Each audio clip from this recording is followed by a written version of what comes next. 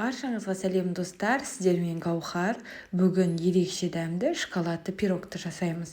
Видеоны соңына дейін қараймыз. Қамырына бізге сары май қажет болады, ұн, қант, қопсытқыш және де бір жұмыртқа керек болады.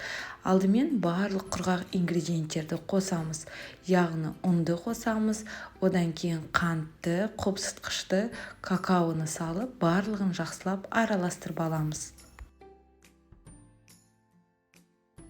Пирогқа қажетті ингредиенттердің барлығы видеоның астында тұр. Видеоның астына өтіп қарасаңыздар болады. Какаоның өзіңізге ұнайтын қымбат какаоны пайдаланған жақсы. Сол кезде сіздің шоколадты пирогыңыз да дәмді де тәтті болып шығады. Келесі кезекте енді тоңазытқыштан алынған мұздай сары майды қосып, осылай жақсылап барлығын араластырып аламыз. Негізі мен барлық пирогтарға маргариннің майлығы 60%-дан жоғары майды пайдаланам. Сол кезде сіздің пирогтарыңыз жұмсақ болып шығады. Мінекей бізде осындай өте әдемі песочный тесто пайда болды.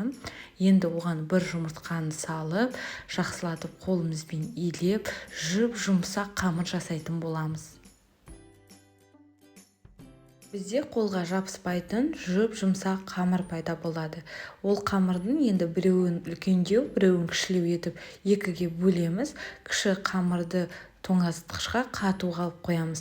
Ал қалғанын осылай формаға әдемілетіп жайып шығатын боламыз. Бортиктарын биік қылудың қажеті жоқ, сәл ғана биік қылсаңыз жарайды. Оған дейін енді салмасын әзірлейміз. Ол үшін бізге ірімшік, май, қант және де крахмал керек болады. Крахмалдың мен қыздар жүгері крахмалын пайдаланам. Өйткені картоптан жасалған крахмалды пайдалансаңыз, сәл дәмі шығуы мүмкін. Біздің салмамызға хош иіс беру үшін ванилин немесе ваниль қантын да қосуға ұмытпаймыз. Енді блендердің көмегімен жақсылатып барлығын езіп шығатын боламыз. Мінекей салмамыз дайын болды. Енді дайын болған салманы манағы дайын болған пирогтың үстіне әдемілетіп салып, жан-жағына біркелкі етіп жайып шығатын боламыз.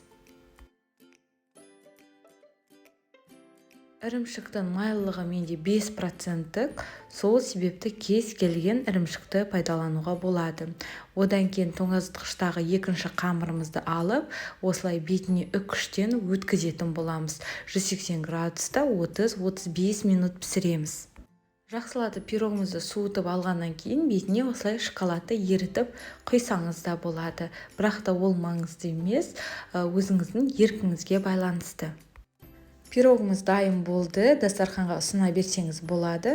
Сонымен қатар қыздар, егерде сіздің құймақтарыңыз табаға жабысып, дұрыс шықпай жүрсе, онда мына сілтемеден өтіп, осы рецептпен жасап көріңіз. Мен бұл рецептпен балдарға күнара жасайтын болдым.